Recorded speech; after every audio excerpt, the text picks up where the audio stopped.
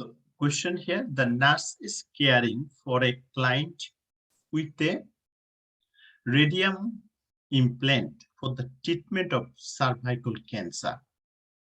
So radioactive treatment option for cervical cancer. While caring for the client with a radioactive implant, the nurse should do what? Provide emotional support by spending additional time with the client. Number B, stand at the foot on the bed when talking to the client. Number C, avoid handling items used by the client. Number D, wear a badge to monitor the amount of time spent in the client room. So the correct answer is number D, right? So the nurse should wear a special badge when taking care of the client with a radioactive implant. Why radioactive implant? Because our patient diagnosed as a cervical cancer. So to measure the amount of time spent in the room, so the nurse should limit the time of radiation exposure. Therefore, answer A is incorrect. Also, standing at the foot of the bed of a client with a radioactive cervical implant increases the nurse's exposure to radiation. Therefore, answer B is incorrect. The nurse does not have to avoid handling the item uses by the client. Therefore, answer C is incorrect. Next question here. The nurse is caring for a client hospitalized with a bipolar disorder. When a patient have a bipolar, they may be 1 week manic, alternative week depressed. So their mode is switching. So we need mood stabilizer like lithium. So my patient has a bipolar disorder and treated by lithium. So manic phase, who is taking lithium? Lithium is a mood stabilizer. Which of the following snacks would be the best for the client with mania? So number A, potato chips. Number B, Diet Cola. Number C, apple. And number D, milkshake. So the correct answer is number D, right? So why D is the answer? Let me explain. The milkshake will provide needed calories, and also the milkshake provide the nutrient for the client with a mania. Because many phase or many patient neglected to eat, so the nutrition is not good. So we need to provide the food is rich in nutrition and calories. So answer A, B, or C are incorrect because they do not provide as many calories or nutrient as milkshake. So next question here, the physician has prescribed imipramine for a client with a depression. The nurse should continue to monitor the client effect because maximal effect of tricyclic antidepressant medication do not occur for. So my patient diagnosed depression, and depression is treated by TCA, means tricyclic antidepressive medications. Imipramine is an example of tricyclic antidepressant. So when your patient is treated by tricyclic antidepressant like imipramine, do not occur for number A, 48 to 72 hours, number B, 5 to 7 days, number C, 2 to 4 weeks, and number D, 3 to 6 months. So the maximal effect from tricyclic antidepressant might not be achieved for up to 6 months after the medication is started. So the correct answer is D, 2 to 6 months, right? Let me explain one more time. The maximal effect from tricyclic antidepressant might not be achieved for up to 6 months after the medication is started. Answer A and B are incorrect because the time for maximal effect is too brief. The answer C is incorrect because it referred to the initial symptomatic relief rather than the maximal effect, right? What next? An elderly client with a glaucoma has been prescribed trimoptic eye drop, or trimoptic should be used with caution in the client with a history of what? Number A, diabetes, number B, gastric ulcer, number C, emphysema, and number D, pancreatitis. So the correct answer is number C, emphysema. Why it is the answer? First of all, we have to find out what are the key words. My client diagnosed with a glaucoma and prescribed the medication is called trimoptic eye drops, right? So when prescribed this medication, we have to use with caution the client who have emphysema, right? So basically the beta blocker like timolol or timoptic can cause bronchospasm in the client with the chronic obstructive lungs disease like COPD or emphysema, because this is the beta blocker and can cause bronchospasm. So if your patient have a COPD, emphysema, it is good not to give beta blocker like timolol or timoptic. So timoptic is not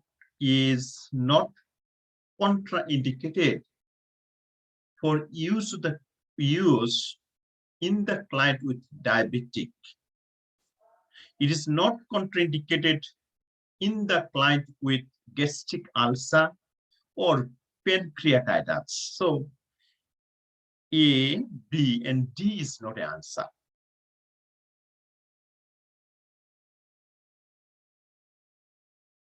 Question: a 2-year-old is hospitalized with suspected intussusception.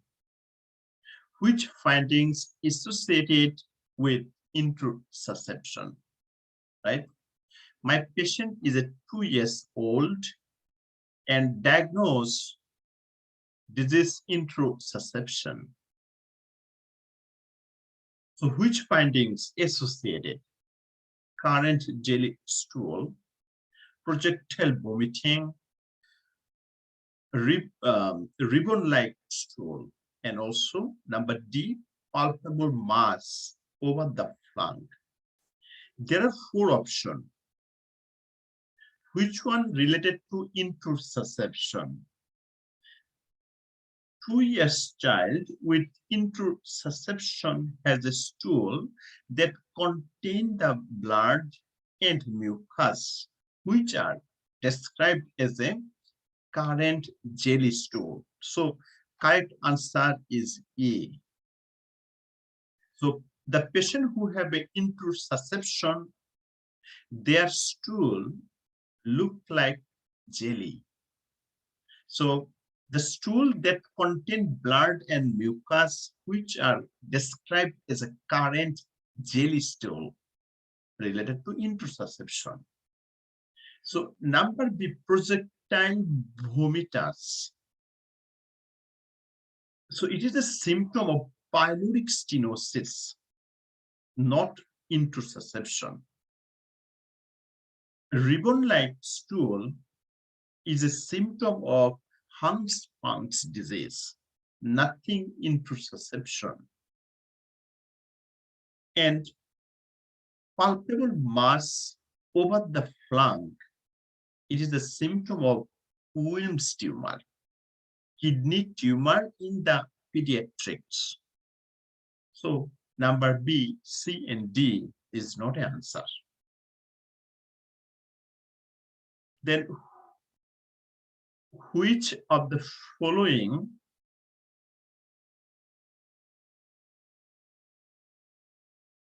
findings would be expected in infant with biliary atresia? A rapid weight gain and hepatomegaly. Number B, dark stool and poor weight gain. Number C, abdominal distension and poor weight gain. Number D, abdominal distension and rapid weight gain. So the correct answer is number C, abdominal distension and poor weight gain. So infant with biliary stasis or atresia. So infant who have biliary atresia has abdominal distension and poor weight gain, and also clay color stool because of bilirubin. So number C is correct answer. Answer A, B, and D do describe the symptom associated with biliary atresia. Therefore, they are incorrect. So next, yeah, a client is being treated for a cancer with linear acceleration radiation. The physician has marked the radiation site with a blue marked pen. The nurse should do what? Number A, remove the and slightly marked with acetone or alcohol. Number B, cover the radiation site with loose the gauze dressing. Number C, spark baby powder over the radiation area. And number D, refrain from using soap and lotion on the neck area. So correct answer is D. So the nurse should not use water, soap, or lotion on the area marked for radiation therapy. So correct answer is number D. So answer A is incorrect because it would remove the marked. Answer B or answer C are not necessary for the client receiving radiation. Therefore, they are incorrect.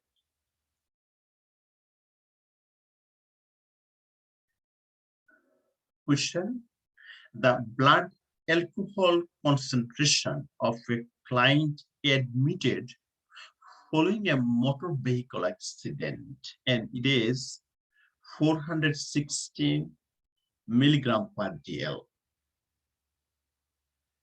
The nurse should give priority to monitor the client for what? Number A, loss of coordination. Number B, respiratory depression.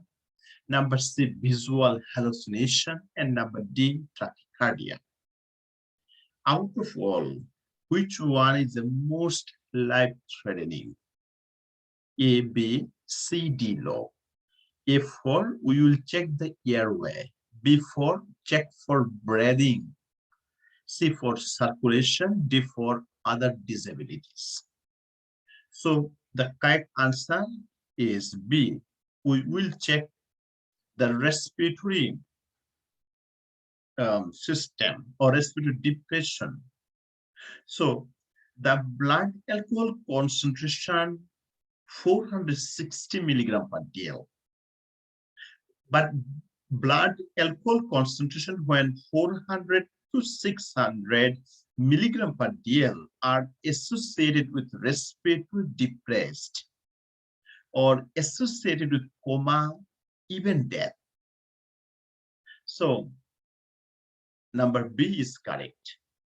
Answer number A occur with the blood alcohol concentration when 50 milligram per dl, loss of coordination, which is affect the coordination and speech but does not cause respiratory depressed. Therefore, number A is not answer. Number C and number D associated with alcohol withdrawal syndrome, not overdose. Therefore, they are incorrect. Next here, the nurse is caring for a client with acromegaly, right? Growth hormone problem.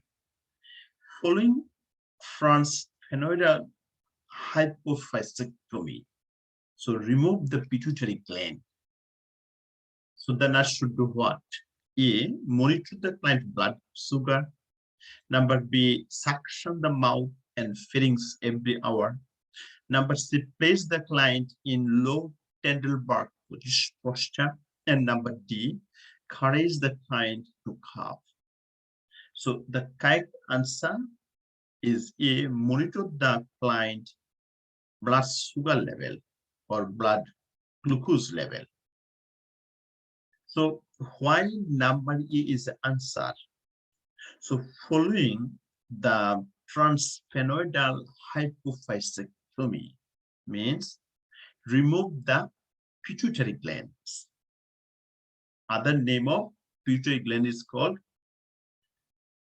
hypophyseectomy. So remove hypophyseectomy, anatomy removal. So the following a hypophyseectomy, the nurse should check the client blood sugar because insulin level may rise rapidly, resulting in hypoglycemia. So the answer B is incorrect because suctioning should be avoided. Answer C is incorrect because the client had should be elevated to reduce the pressure on the operative side. Number D is incorrect because cuffing increases the pressure on the operative side that can lead to a leak of cerebral spinal fluid. So next question here. A client newly diagnosed with a diabetes is started on acarbose. So acarbose is a medication we use for diabetic patient. So the nurse should tell the client that medication should be taken when? Number A, 1 hour before meal or 30 minutes after meal.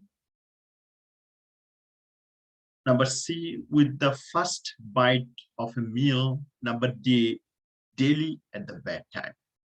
So the correct answer, number C, with the first bite of a meal, right? With why number C is answer. So acarbose is to be taken with the first bite of a meal. So answer A or answer B or answer D are incorrect because they specify the wrong schedule for taking the medication, particularly precox or acarbose. Next, a client with a deep decubitus ulcer receiving the therapy in hyperbaric oxygen chamber. Before therapy, the nurse should do what? Apply a lanolin-based lotion on the skin, wash the skin with water and pad dry, cover the area with petroleum gauze, and number D, apply an occlusive dressing to the site. So the correct answer is B. Wash the skin with water and pat dry. B is correct answer. So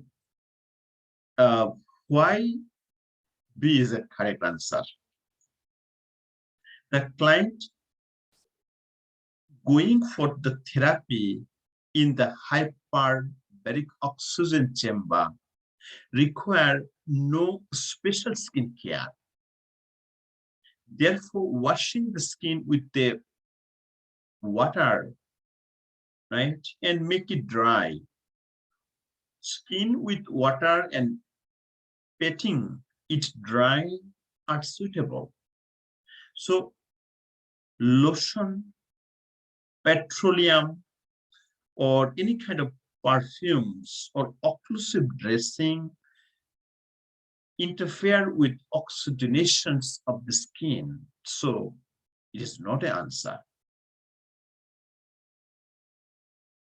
The next question here, the physician has ordered desmopressin acetate for a client with diabetic insipidus.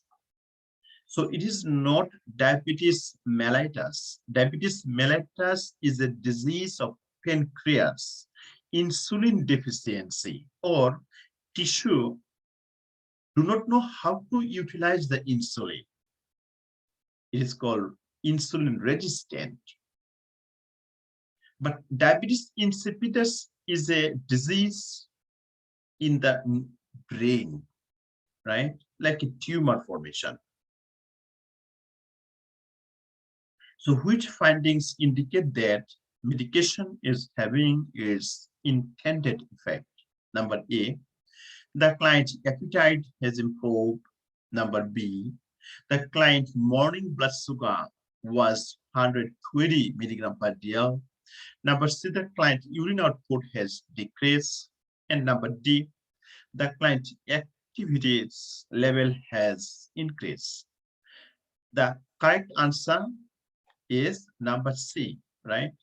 Too much P is a symptoms of diabetes insipidus. So the client urine output has decreased, means medication start to work.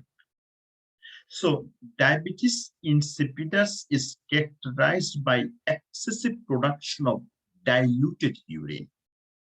So a decline in urine output show that the medication is having its intended effect. So answer C is correct. Answer A and D do not relate to the question, therefore they are incorrect. Answer B refer to diabetes mellitus, not diabetes insipidus, therefore it is incorrect. Next here, a client with pregnancy-induced hypertension scheduled for C-section, cesarean section. Before surgery, the nurse should keep the client. Number A, on her right side. Number B, supine with a small pillow. Number C, on her left side. Number D, in knee chest position. So the correct answer is on her left side. Why it is answer? So the positioning of the client on her left side will take the pressure of the vena cava and also allow the better oxygenation to the fetus, right? We call supine vena cava syndrome. To avoid this kind of complication, we request the patient on her left side. So answer A or B do not relieve the pressure on vena cava, therefore they are incorrect. Answer D is in the preferred position for the client with prolapse cord. Therefore, it is not an answer for this question. Knee chest position is a good for prolapse cord. Next, go. The physician has prescribed Coumadin, is a blood thinner, right? Warfarin. For a client having transient ischemic attack, which laboratory test measure the therapeutic level of Coumadin? Number A, prothrombin time. Number B, clot retraction time. Number C, partial thromboplastin time. And number D, bleeding time. So the correct answer is E. The prothrombin time is a marker. So prothrombin time measures the therapeutic level of Coumadin. Answer B is incorrect because it measures the quality of each specific clotting factor. Answer D incorrect because it measures the therapeutic level of heparin, not Coumadin. Answer D is incorrect because it evaluates the vascular and platelet factors associated with hemostasis, right? Next, go. An adolescent client with a cystic acne has a prescription for accumulate. So prescription for accutants or isotretinoin. So this is the medication we use for acne particularly. So which lab work is needed before beginning this medication? Number A, complete blood count. Number B, clean catch urine analysis, liver profile, and thyroid function test. So correct answer is liver profile. So liver function test is important, right? Why liver function test is important? Because my patient is going to take isotretinoin. So the isotretinoin is made from concentrate vitamin A.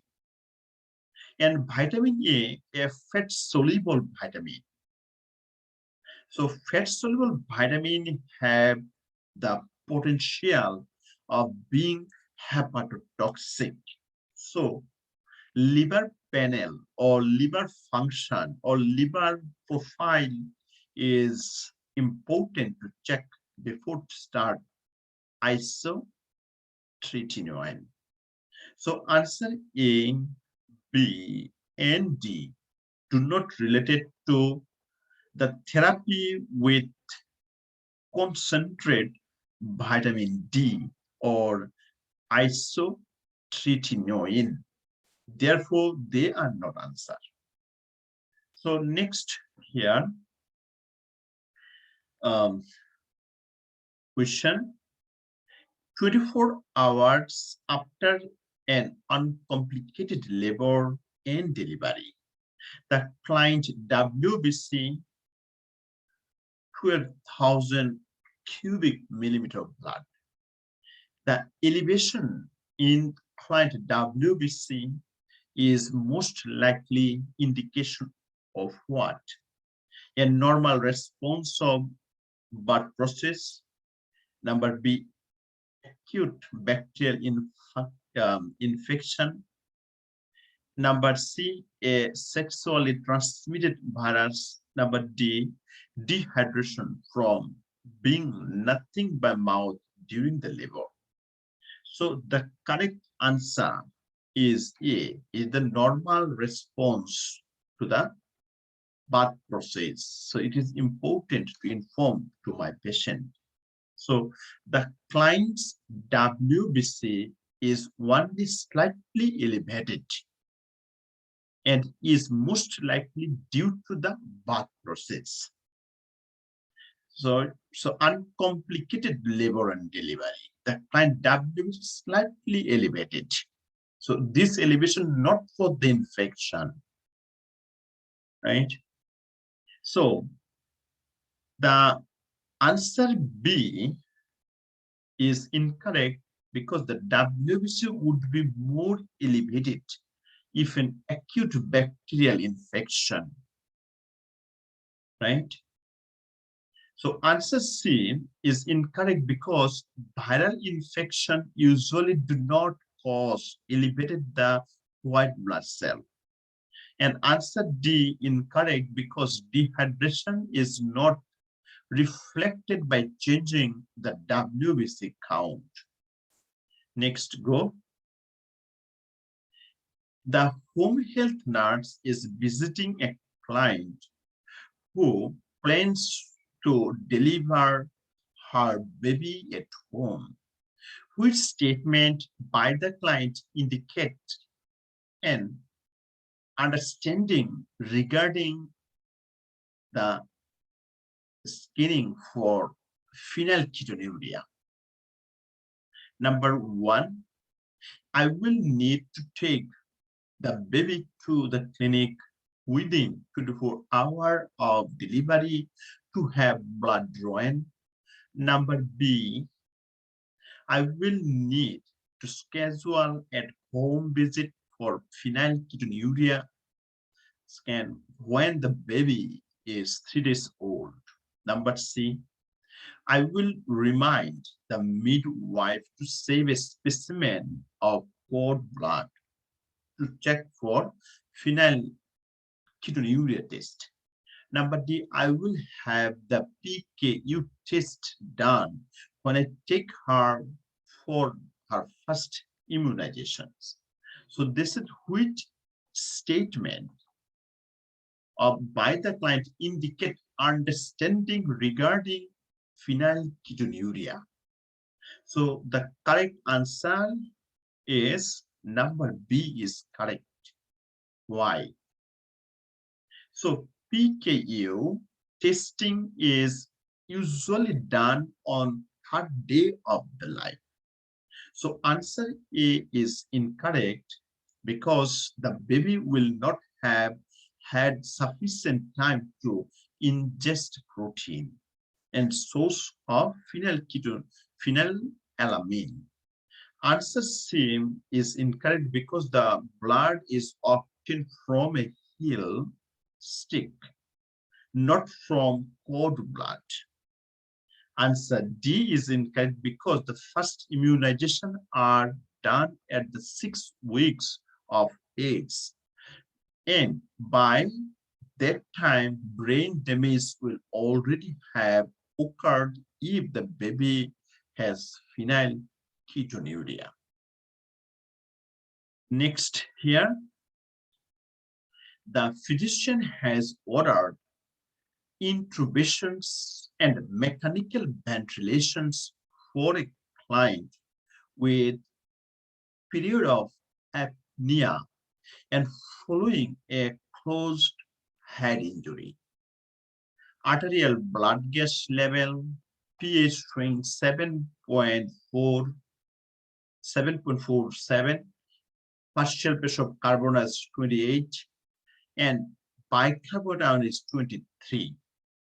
So on base of these findings, indicate the client had number A, respiratory acidosis, respiratory alkalosis, metabolic acidosis, or metabolic alkalosis. So first of all, there are 4 options.